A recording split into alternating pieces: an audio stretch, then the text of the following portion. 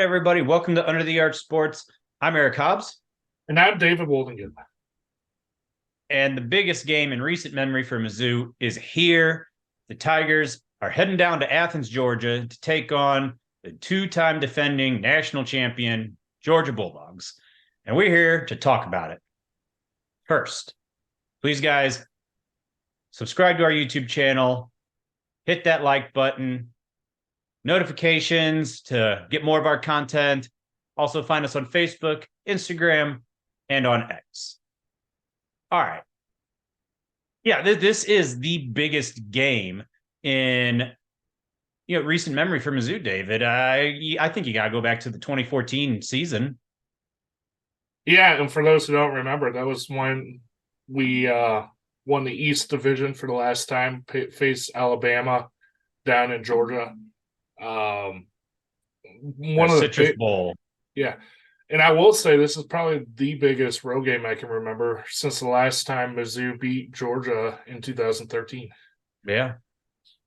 And yeah, a part of the reason that this is so big is this is the first game since the initial release of the college football playoff rankings.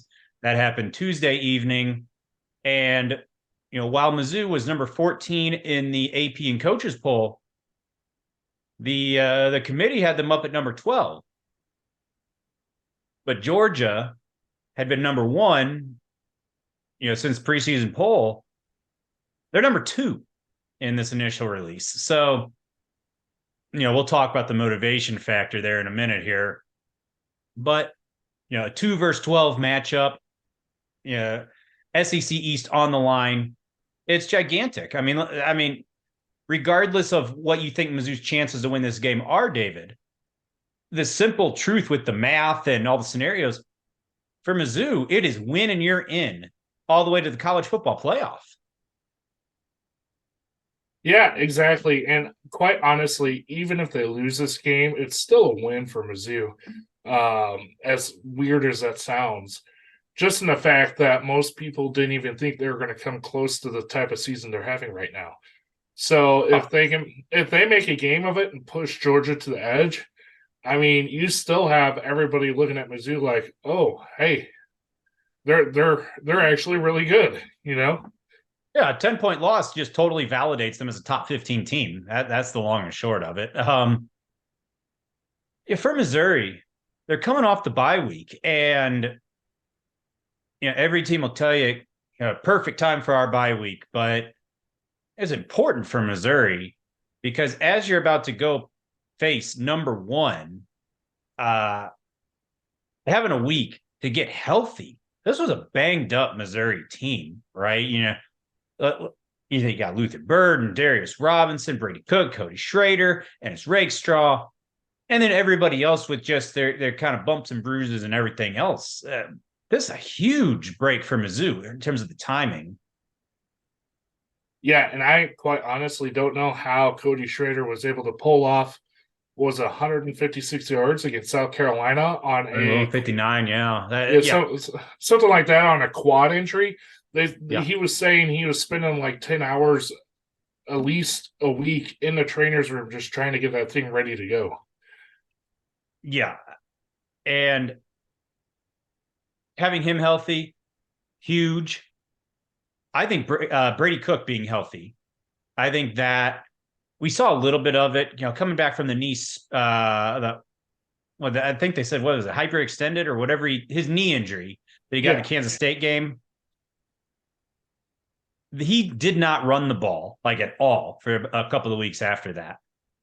He did a little bit more in the games leading up to this bye week. Now, I think you expect him to be pretty close to healthy. And yeah, Brady Cook running the ball, I think, is once again a threat that Georgia has to account for. And that's something that it sneaks up on because you look at the dude and you still never expect him to just keep it and run.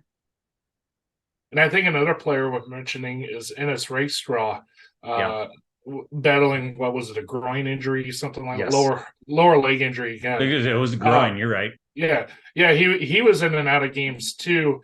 and they're going to need him in coverage this game, and we'll get into that in a little bit. But he's going to be an important key for this defense as well, I think, this week. Yeah, and this is before talking about Luther Burden, who didn't really miss extended time, but you may recall seeing him on the injury report as probable for multiple games, just because he's taken so many shots that, yeah, he's been banged up. In the Carolina game, he came off with what was it, the left shoulder, went in the tent for a while. All of Missouri held its breath. He's got a lot of things going on like that I'm sure this bye week helped him a lot. And maybe that's part of the reason that he wasn't quite as dynamic the past few weeks, past few games. Maybe this week makes him back to being that Biletnikoff front runner, fringe Heisman kind of guy. Very much so. Anyway, Eric, now that we're getting over to injury things, let's bring back the motivation for both of these teams. Oh boy. Oh man. So when they're releasing the the rankings, they start at 25 in case you don't watch it. And they work their way up to number 1. So they're going, and then up comes Missouri at number 12. I'm sure Drinkwitz is like, yes, doing a dance, whatever. And then they keep going.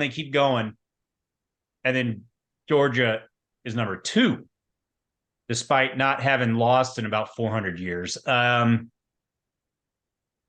Kirby Smart was doing a dance because, he's gained a reputation as being a guy who looks for anything to motivate his guys. A year ago, he had half the Georgia team convinced that people picked them to go 7-5, which is insanity, but there were players believing it. If you may recall, after they destroyed TCU for the Natty last year, there were players in the interviews on the field saying about how nobody believed in us, but we knew we could do it. And all of America's like, what? Who are you talking about? Everybody thought you were going to win. So yeah.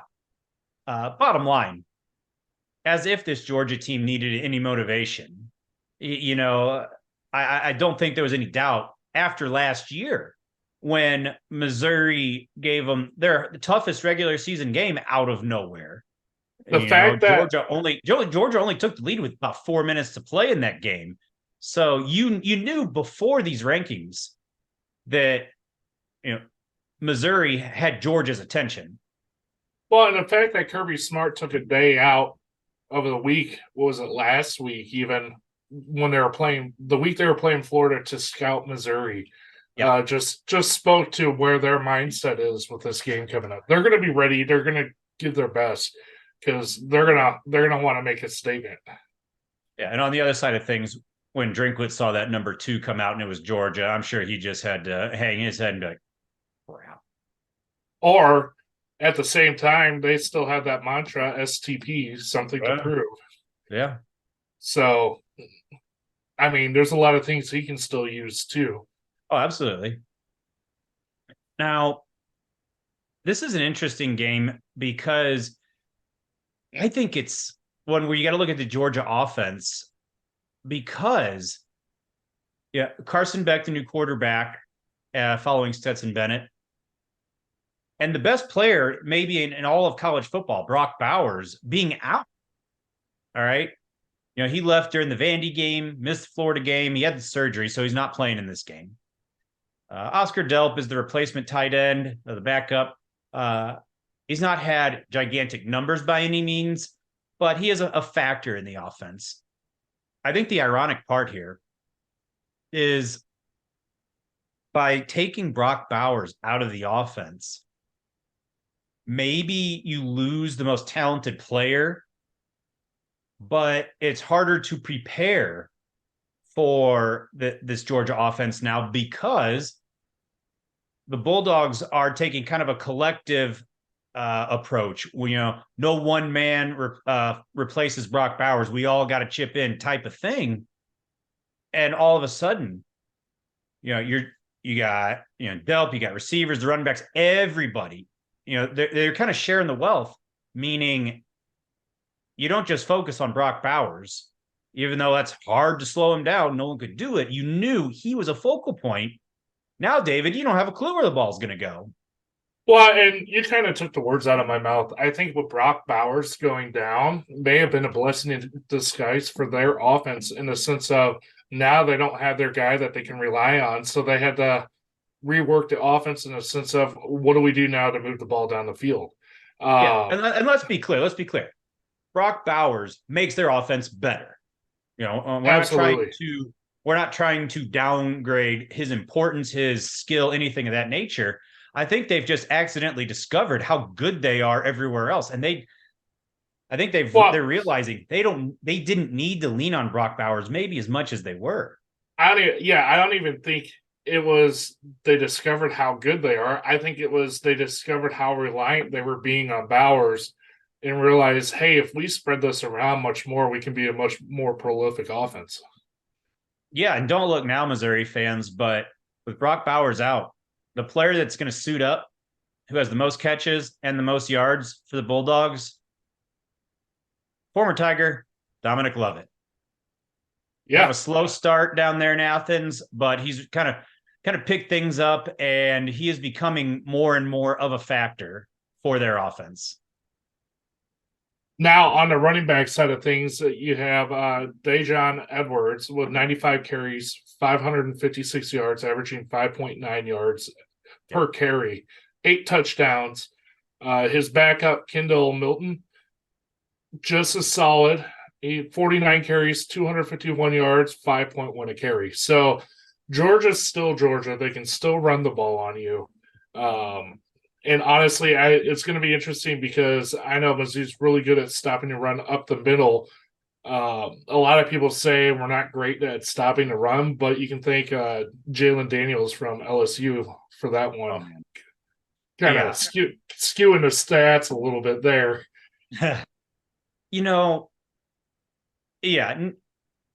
Georgia does not have that Nick Chubb, Todd Gurley type guy.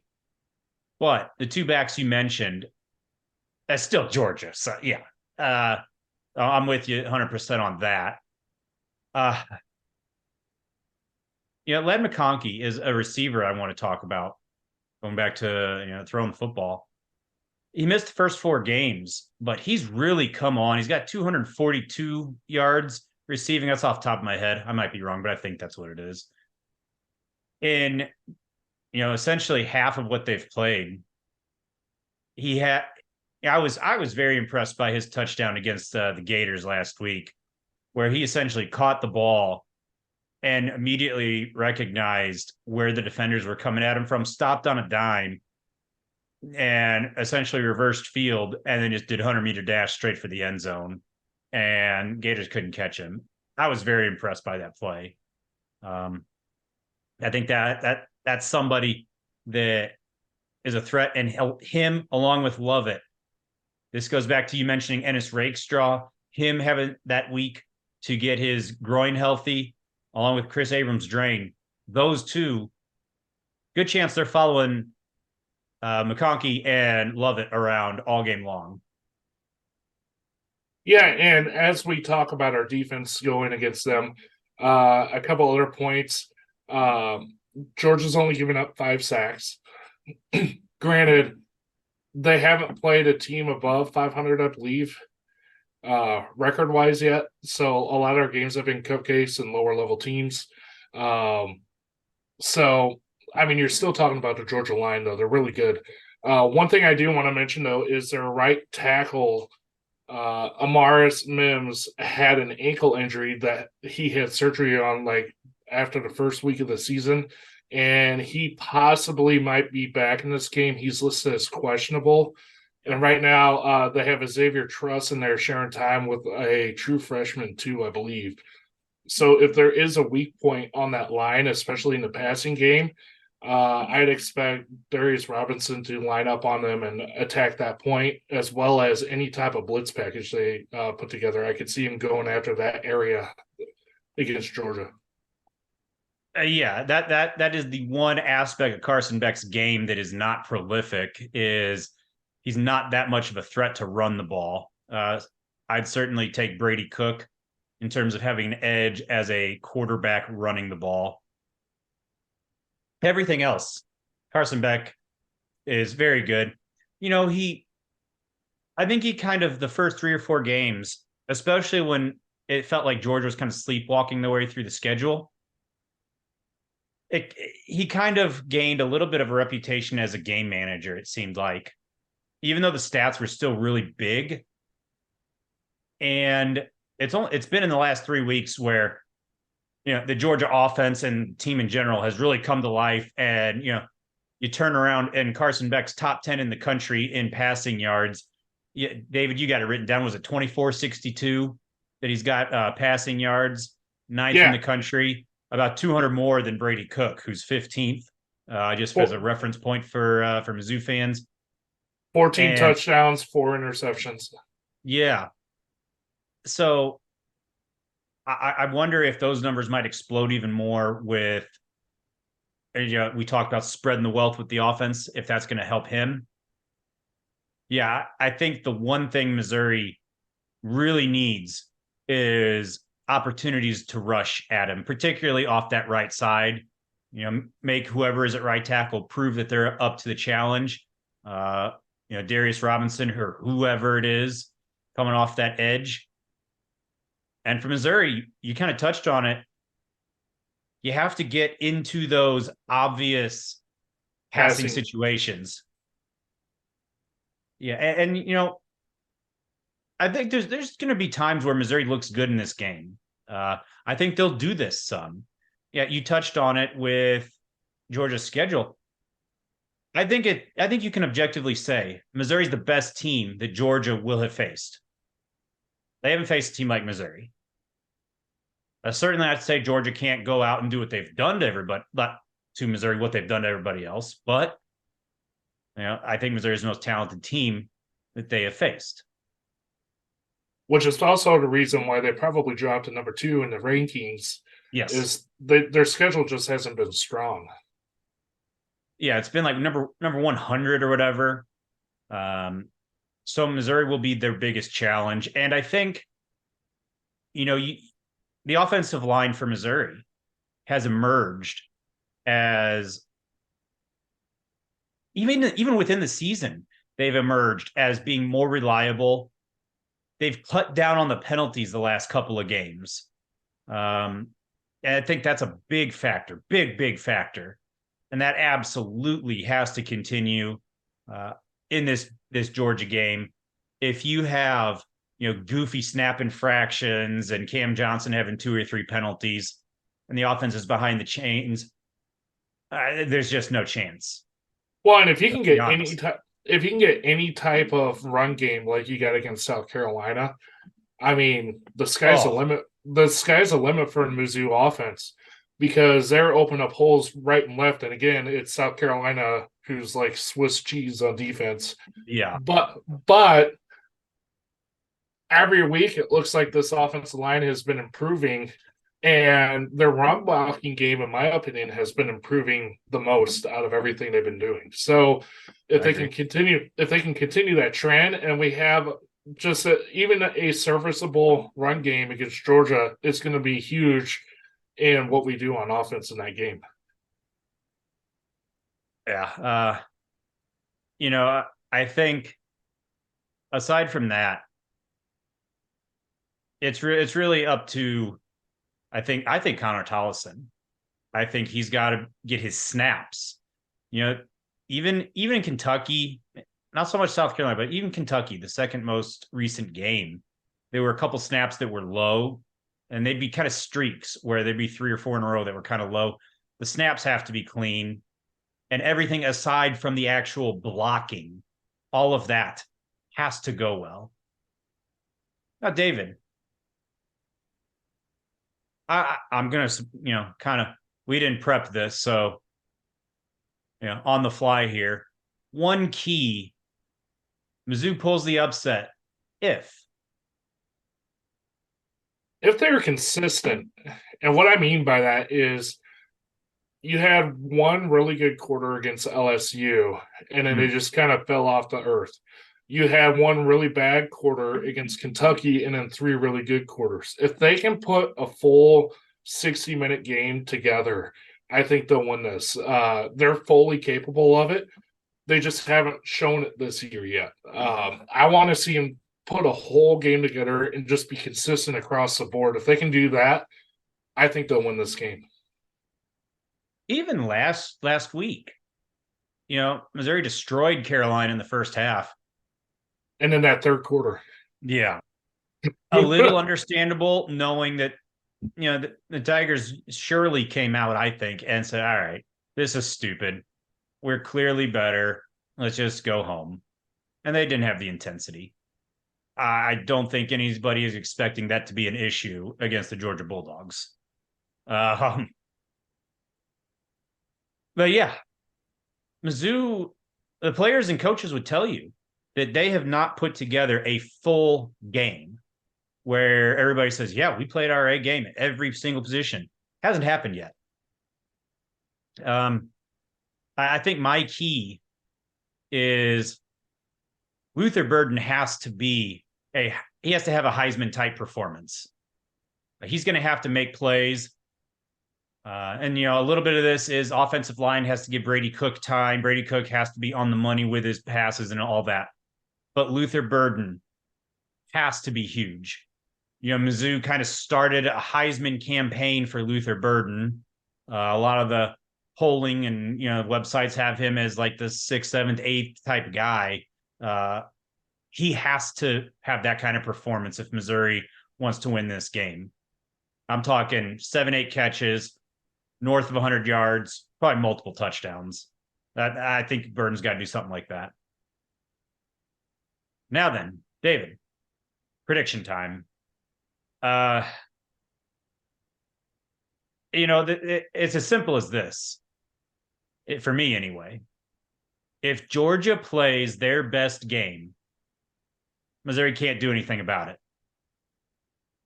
So there is a certain amount of this where Missouri they have to play their A game and then hope that a couple guys for Georgia just aren't executing at the high level they can. I think Georgia's going to come out with the same intensity that they had when they blasted Kentucky and blasted Florida. And they'll have that intensity, but Missouri's better, so they'll hang. But in the end, I've got Georgia kind of trying to prove a point and get that number 1 in the college football playoff rankings. And I think they're going to win 38-23. Yeah, I'm thinking the same lines you are, Eric. Especially with this game being at Georgia. They're going to come out. It's not about Missouri. It's about Georgia's talent level. Yeah, they have 5 stars all across the board in almost every position, and they have 4 stars as backups. Yeah, I mean, the talent is unfathomable compared to Mizzou, just in that sense where Mizzou has their top players, yes, and if they play their A game, they can match anybody. But the depth of Georgia, I think, will outlast Mizzou in this game, especially if both teams play their A game, which I really think both teams will play their A game in this one. And it'll be a really fun one to watch. But I definitely think Georgia's going to outlast Mizzou, and I have them beating Mizzou at 42-31. And it's nothing against Mizzou. They're the national champ, 2-time national champion until a team beats them. Like, I'm going to have them winning every game because no team 25 wins in a row. Come on. Yeah, no team has beaten them in 25 wins. That's 2 years. Shoot. That's correct. Last year, regular season, Mizzou was the closest. Right. I mean, that's an impressive record. So until that falls, I have to pick Georgia. Simple as that. But on the off chance Mizzou somehow does pull the upset, we'll be right here sharing everything we can with you guys. So and talking about what it takes to get to the playoff, because if Mizzou wins, they're no worse than 6 in the rankings. So buckle up and enjoy this as much as you can. And just enjoy the game. Don't even get mad. No. No matter what happens in the game, just enjoy it and enjoy the fact that we're in all these conversations, things like that. Because how often does that happen? Yeah, Mizzou's playing with house money to a Exactly. certain extent. I mean, yes, the East is on the table and all that, but absolutely nobody outside the locker room expects Mizzou to win. STP, baby. That's the mantra of Mizzou. Something to prove. In the meantime, we'll keep you updated with all things Mizzou. So thank you for watching Under the Arch Sports.